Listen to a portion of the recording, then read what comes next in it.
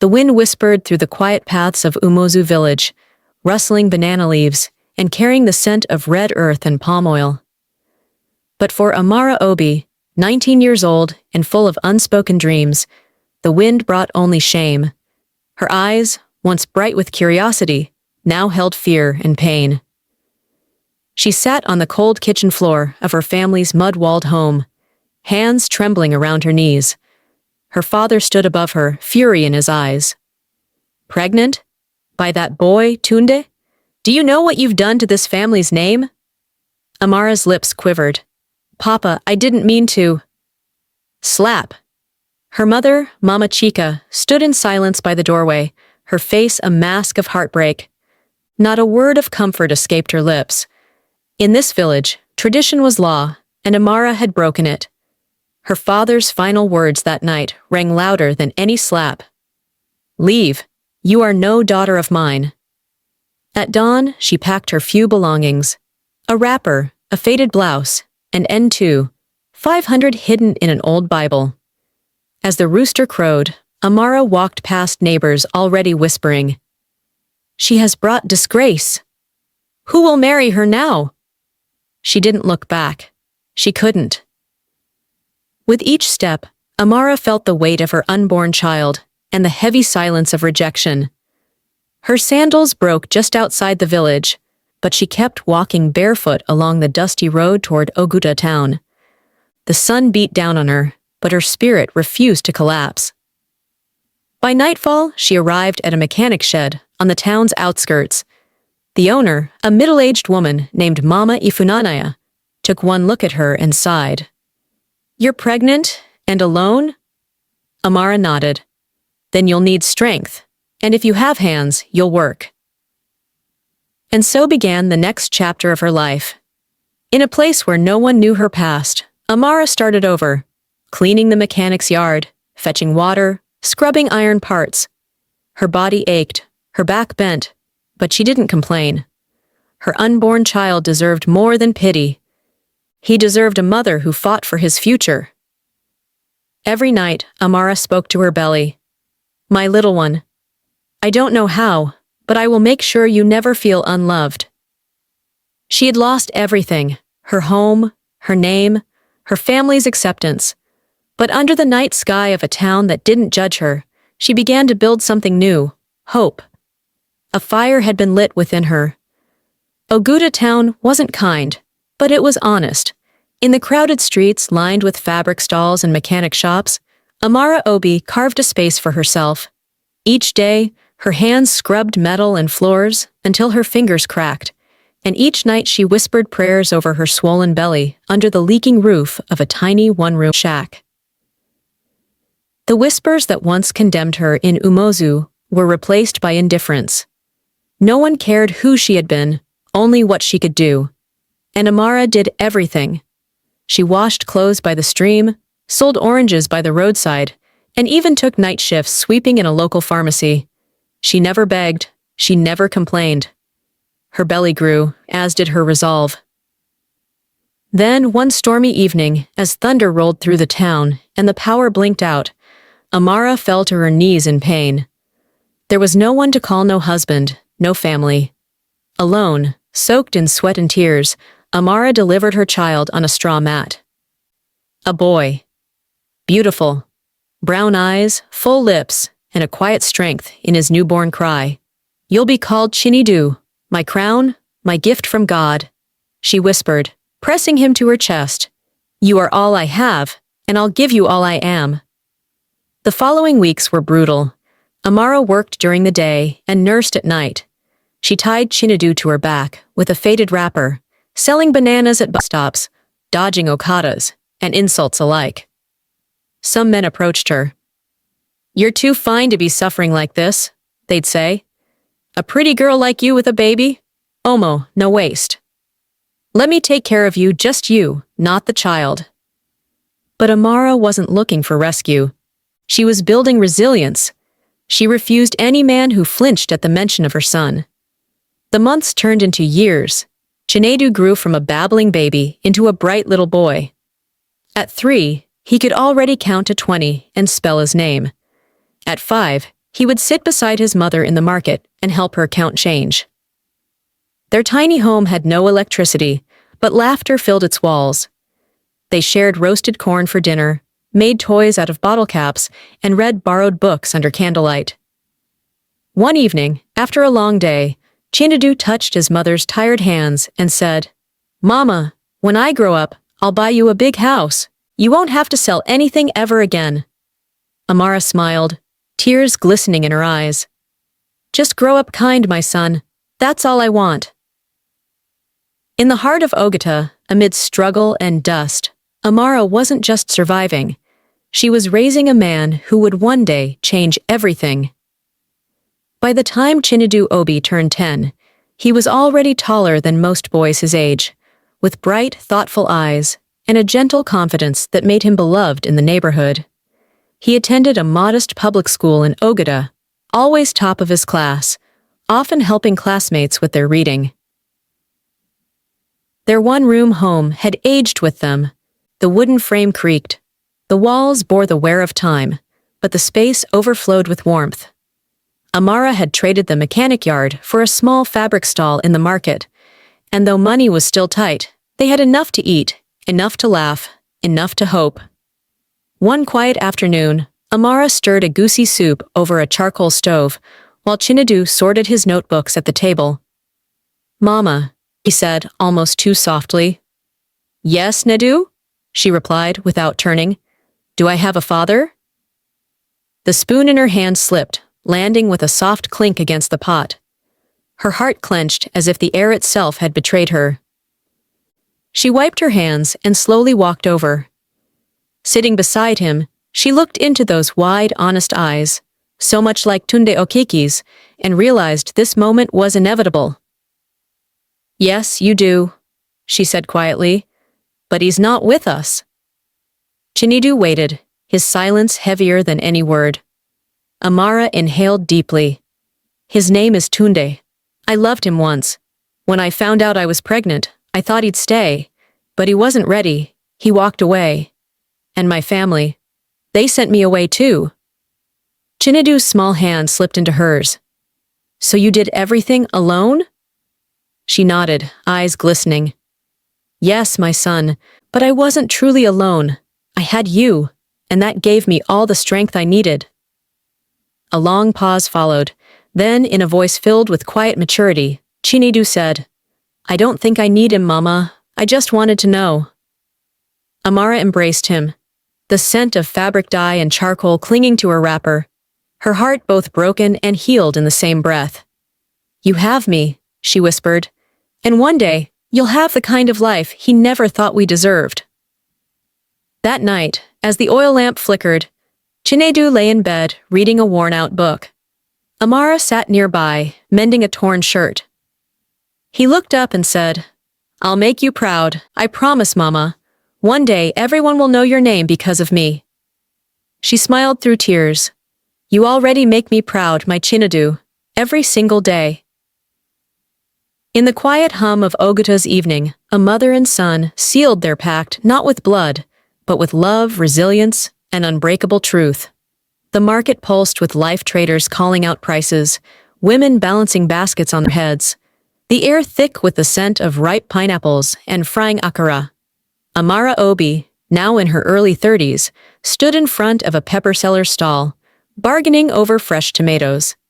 Beside her, Chinedu, now 10 and as tall as her shoulder, held a small basket, his eyes scanning the chaos with curious ease. "Mama, can we pass by the bookstore after this?" he asked. "Only if we get a good price," Amara teased, handing the woman a folded N500 note. As they turned to leave, Amara stopped dead in her tracks. Her heart skipped, her breath caught. Across the aisle, standing confidently in a neat white shirt, chatting with a trader, was Tunde Okeke, the man who had walked away over a decade ago. His face had aged, his beard fuller, but there was no mistaking him. Chinedu noticed her grip tighten on his wrist. "Mama, are you okay?" Amara didn't answer. She stepped forward, her feet trembling. "Tunde," she called.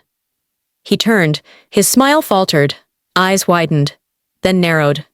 "Kemi?" he said slowly, using her full name for the first time in years.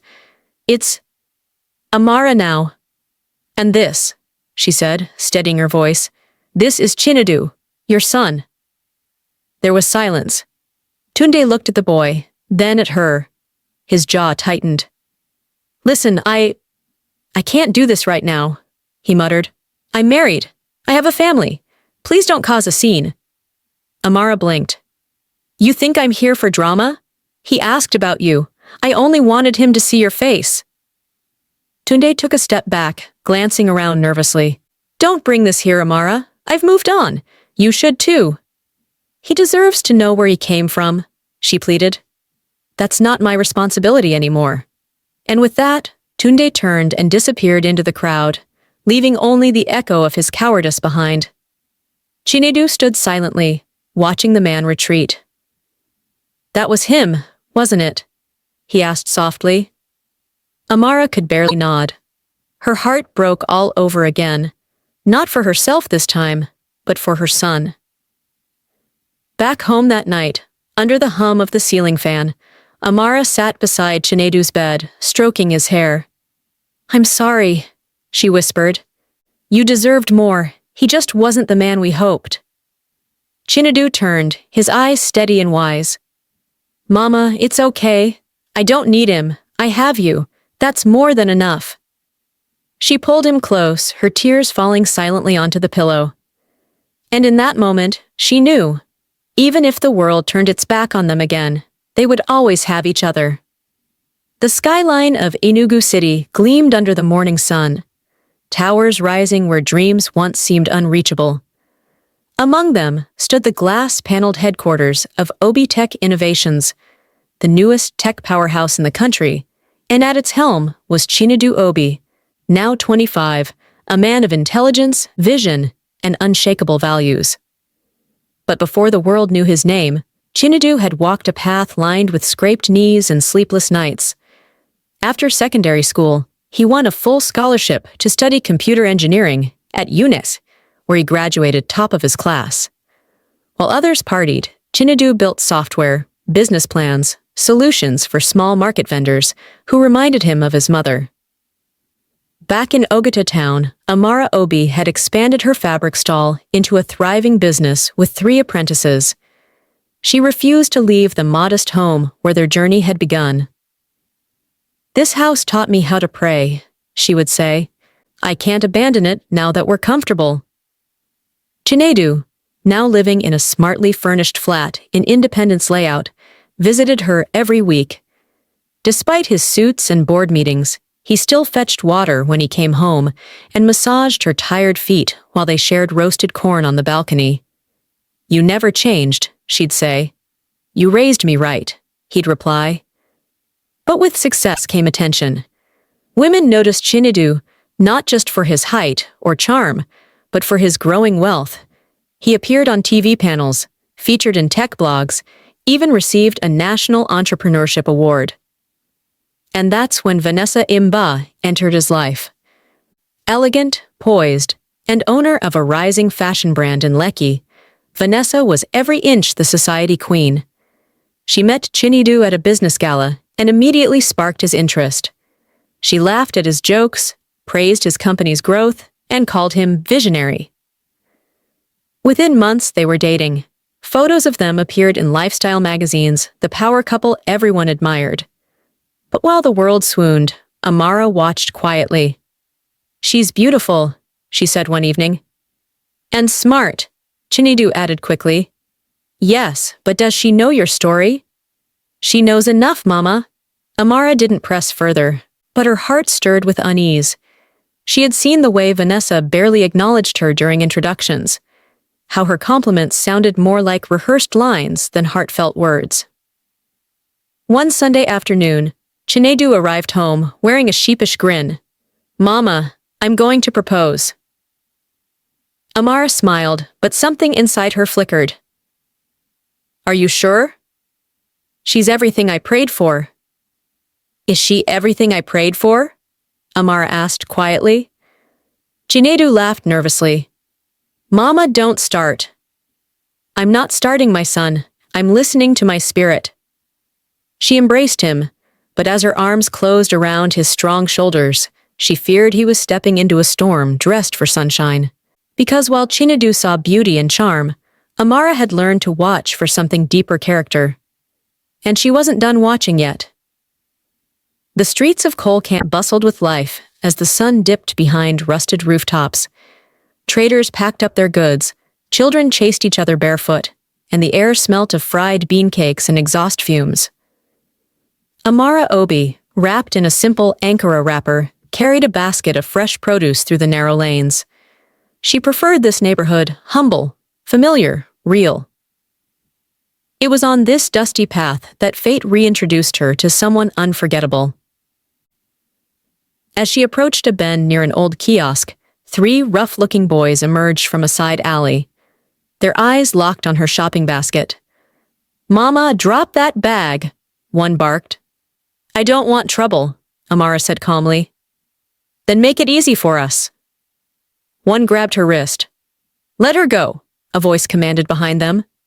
The boys turned. A young woman stood there, petite but firm, eyes unwavering. She stepped closer, phone raised. "One more move and I'll start recording and screaming." The boys hesitated, then fled, muttering curses. Amara, shaken but unhurt, looked at her savior. She had kind eyes, a soft smile, and an unassuming presence that felt safe. "Thank you," Amara breathed. "Are you okay, Ma?" "I think so. What's your name?" Zara Nwankwo. "I live nearby." Zara offered to walk her home. As they moved through the alley, they talked. Amara learned that Zara worked as a secretary. "Just admin work," she'd said modestly, and lived alone, sending money to her widowed mother in Asuka. "The world is hard," Zara said. "But if we don't help each other, who will?" That night, Amara couldn't sleep. She kept replaying the moment, not the attack, but the rescue. Something about Zara lingered in her spirit. The next day, during a visit to Chinedu's office at Obitech, Amara froze at the receptionist's desk. Behind the glass wall of the executive floor, Zara walked confidently, a stack of files in hand. "Zara?" Amara whispered. "Yes, Ma. You know her?" the receptionist asked. "She saved me yesterday," Amara replied, stunned. It hit her like a flash of divine alignment. Zara worked for Chinedu. She didn't know Amara was his mother. She hadn't helped to impress or gain favor. She acted from a place of pure goodness. That evening, Amara said nothing to Chinedu. She simply asked him over dinner. "Tell me about your secretary." "Zara?" He smiled. "She's smart, quiet, very reliable. Honestly, I couldn't run the office without her." "Is she married?" Amara asked, keeping her tone neutral. "No? Why?" "Just curious." But in her heart, Amara already knew. While Vanessa sparkled on magazine covers, Zara had walked with her through danger unrecognized, unannounced, and utterly real. Amara began to watch closely, not because she was suspicious, but because, for the first time, she dared to hope.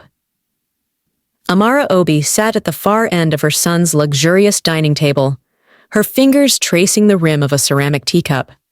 The chandeliers above sparkled. The house echoed wealth, but her spirit stirred uneasily. Across from her, Chinedu scrolled through his phone. "Vanessa's coming over later," he said casually. "We're finalizing the wedding guest list." Amara nodded, then gently placed the cup down. "Son, will you allow me to do something unusual?" "Unusual how?" "Let me move into your house for a while, not as your mother, but as a maid." Chinedu looked up, confused. "Mama, what are you saying?" "Call me Ijeoma. Give me a scarf, simple clothes. Let me serve.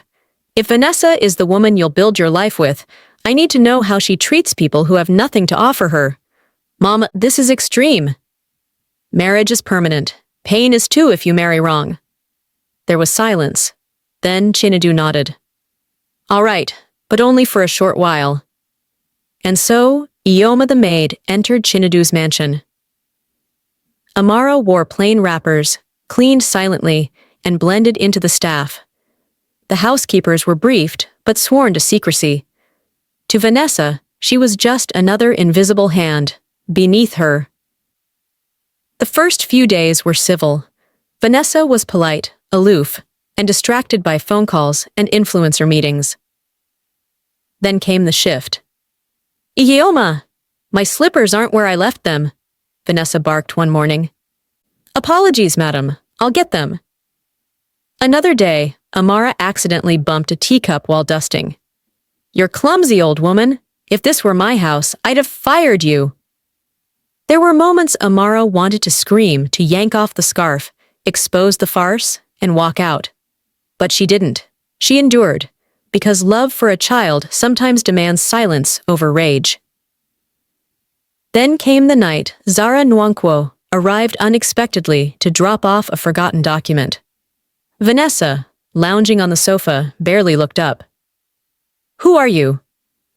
"I work for Mr. Chinedu, just returning his file," Zara replied kindly. "Leave it there, and tell Ijeoma to bring water. She's moving too slow these days."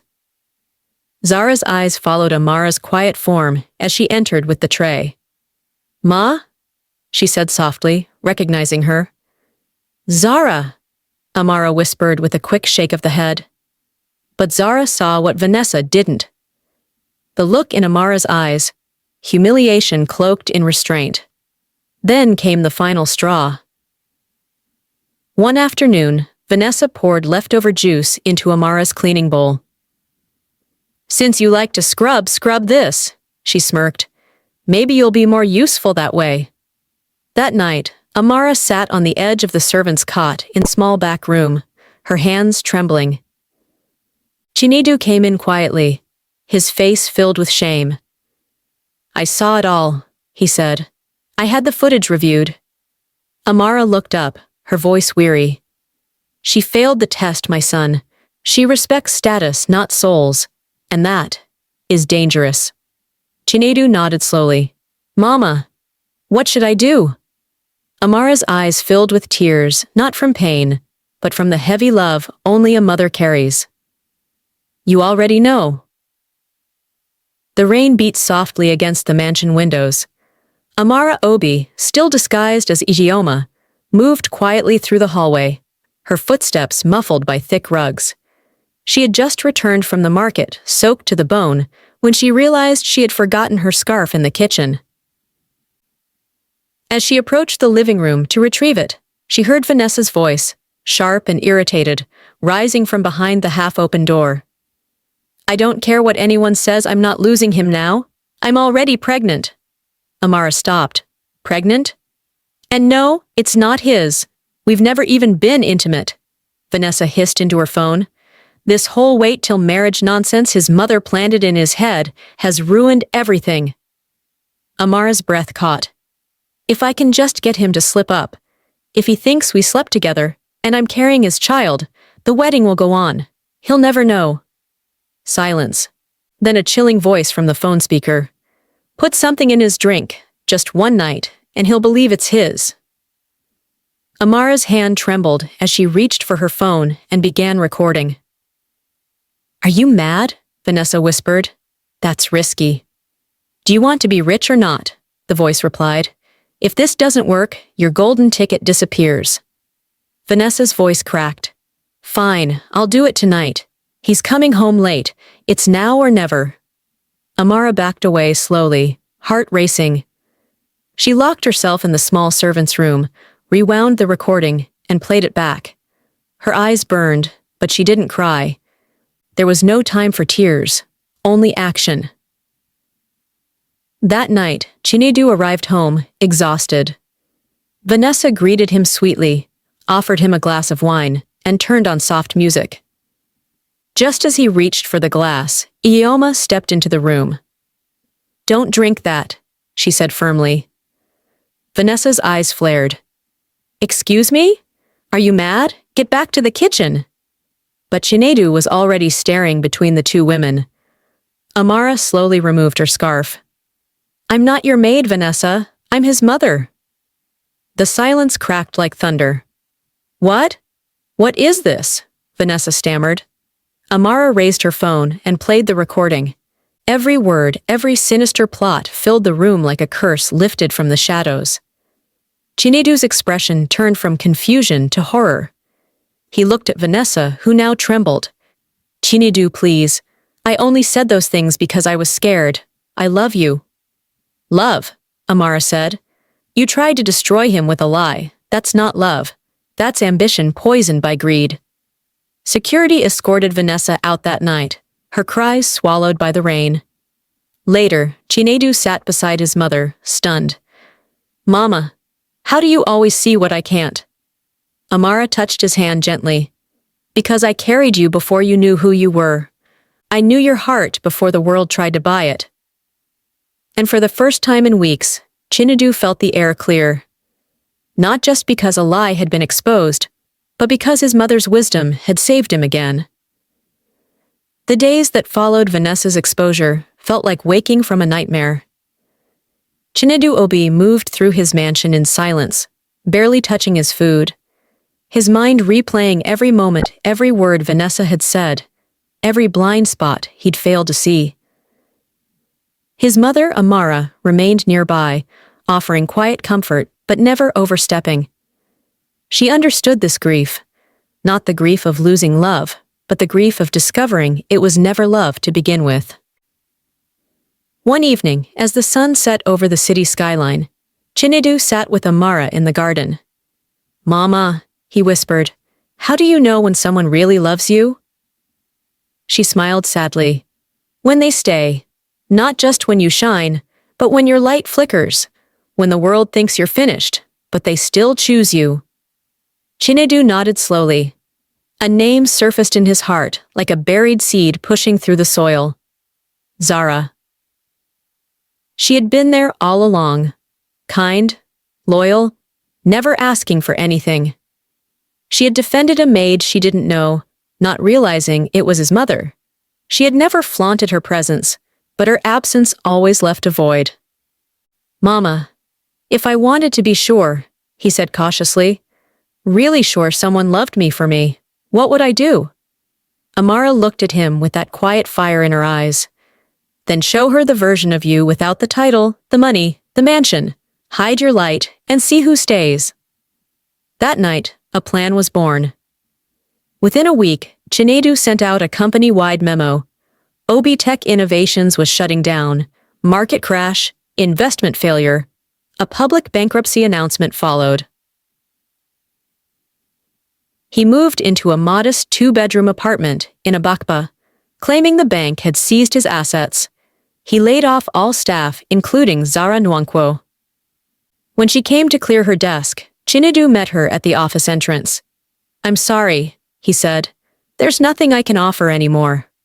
Zara looked at him not with pity but concern. Are you okay? Not really, he admitted. She reached into her bag and handed him a wrapped food container. You looked like you haven't eaten. It's jollof rice, nothing fancy. That evening she showed up at his new flat with a bag of groceries. No makeup, no fanfare, just her quiet presence. Days turned into weeks. While former friends stopped calling and media gossip speculated on his downfall, Zara came every weekend, cleaned the tiny kitchen, and even helped him draft a small business restart plan. One evening, as they washed dishes together, Chinedu finally turned to her. Why haven't you left like everyone else? Zara paused, rinsing the soap from her hands. Because I was never here for your money. I was here for you. And in that moment, Chinedu felt something break, not in pain, but in healing, the kind of healing that only truth and loyalty can bring. The news of Obi Tech Innovations' collapse spread like wildfire across the business world. Headlines read, Chinedu Obi falls from grace. From tech mogul to tenant, the rise and fall of a boy genius. But the harshest blow didn't come from strangers. It came from those he once called friends. Desmond Aliu, his best friend and longtime business partner, had once sworn loyalty over bottles of malt and startup dreams. But after the fake bankruptcy announcement, Desmond stopped answering calls. When Chinedu finally cornered him outside a bar in New Haven, he barely made eye contact. "Bro, I wish I could help. But I can't go down with you." "You were supposed to be family," Chinedu whispered. "It's just business, man." Desmond shrugged. "You'll bounce back." And just like that, he walked away. Alone in his tiny apartment, Chinedu sat by the window as the city lights flickered in the distance lights he once ruled from glass towers. But he wasn't truly alone. Zara Nwankwo showed up like clockwork, not out of obligation, but affection. She brought food in recycled containers, fixed his torn curtain, and offered silent support when words failed. One evening, Chinedu broke down. "Zara, why are you still here?" She turned from the stove, her face soft with sincerity. "Because you were still you when you had everything, and now when you have nothing. I wasn't drawn to your company name or the mansion. I was drawn to your heart." His eyes welled. "Even now, when I can't even offer you a job?" She smiled. "I never needed a job to love you." The silence between them deepened, not heavy, but sacred. That night, he visited Amara, who now split her time between Ogata and a smaller flat near his. He sat on the edge of her bed, tears finally falling freely. "Mama." She stayed. When the world turned away, Zara stayed. Amara nodded, her heart swelling with gratitude. "Then you've found what I prayed for. A woman who will love you the way I did not for what you could give, but for who you are." Chinedu hugged his mother tightly. "I want to tell her the truth. She deserves to know." "Then do it, my son, but do it with honor." The morning sky was soft with gold as Chinedu Obi stood in his modest kitchen, stirring a pot of boiling yam. Zara Nwankwo had spent the night on the couch after a late work session reviewing his new business proposal. Her loyalty had become a rhythm not dramatic, not loud, but consistent, true. As she emerged, tying her scarf, he handed her a cup of tea. "Zara, there's something I need to tell you." She paused, her smile fading slightly. "What is it?" He sat down, his fingers trembling slightly. "I lied." "About what?" "I'm not bankrupt. Obi Tech never collapsed. The apartment, the job loss, the rumors I created all of it." Zara's brows furrowed, her breath catching. "Why?" "Because after what happened with Vanessa, I couldn't trust anyone. I needed to know if someone could love me without the wealth, the reputation, the attention." Zara's silence was deafening. She looked away, swallowing hard. "So I was a test?" "No," he said gently. "You were my truth, and I had to see it for myself." She stood, her eyes shimmering, not with anger, but something deeper, pain. "You could have just trusted me." "I know," he said softly, "and I'm sorry. But everything I now believe about love, I believe because of you." He reached into his pocket and pulled out a velvet box. "Zara, you passed the test I never deserved to give. You saw me when I was invisible to others. You stayed when everything looked lost. I don't just want to thank you. I want to love you for the rest of my life." He opened the box. A simple diamond ring glowed under the morning light. Zara blinked. Her hand flew to her mouth. "You're serious?" "I've never been more sure of anything." Tears slipped from her eyes. Slowly she nodded. "Yes, Chinedu, yes." Later that evening, they visited Amara together. When Zara entered, her eyes widened. "Ijeoma?" Amara laughed. "No, I'm Amara Obi, Chinedu's mother. That maid role was my own little test." Zara gasped, both women sharing a long, emotional embrace. "You didn't know who I was," Amara said, "and still, you stood up for me. That's a kind of love you don't teach. It lives in the heart." Chinedu slipped his arm around Zara, his voice full of calm joy. "Mama, she said yes." Amara's eyes glistened. "Then my work is done." The breeze whispered through the lush hedges of emerald gardens, scattering petals across the stone aisle. Rows of white chairs lined the green lawn, and soft music drifted through the air.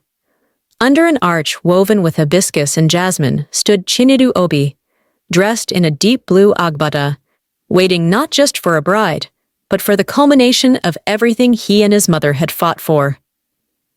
Beside him, Amara Obi sat in the front row in a richly embroidered wine-colored lace, her head wrapped in a regal gel. Her eyes shimmered not from sadness, but from awe. She had imagined this moment while scrubbing floors, while selling fabrics in Ogada, while feeding her son under a flickering oil lamp, and now, here it was. Zara Nwankwo stepped into view. Her white gown flowed like morning light, her smile soft, eyes fixed only on the man who had tested her heart, but ultimately earned it. Guests rose as she walked forward, escorted not by a father, but by a woman who had mothered more than her own child. Amara held Zara's hand, the two women pausing at the altar. "She's more than I asked God for," Amara whispered into Chinedu's ear as she gave Zara's hand to him. "And you're more than I could have become without her," Chinedu replied, voice thick with emotion. The vows were exchanged beneath a sky painted in gold. There were no mentions of wealth, status, or success, only of kindness, honesty, endurance, and love without pretense. When the officiant declared them husband and wife, Chinedu kissed Zara as fireworks burst quietly across the horizon, not from a stage, but from the hearts of everyone who had witnessed a story that began in rejection and rose to redemption. Later, as laughter and dancing filled the night, Amara slipped away from the crowd to a quiet bench under a mango tree. She looked up at the stars. Zara found her there, barefoot, peaceful. "Mama," she said, sitting beside her, "thank you for believing in me, even before I knew who you were." Amara reached for her hand. "You didn't just marry my son. You restored the final part of me that thought love was something people like us only dream of." Just then, Chinedu joined them, kneeling before his mother. "Mama," he said softly, "this life, this love, everything I've become, it's because you didn't give up." Amara pulled him into an embrace, one arm around Zara too. Her voice trembled with joy. "I was cast out, alone, and called shameful, but today, look what God has written with my tears." And as the stars blinked above, Amara realized she hadn't just survived her story, she had rewritten its ending with wisdom, patience, and a heart that never stopped loving.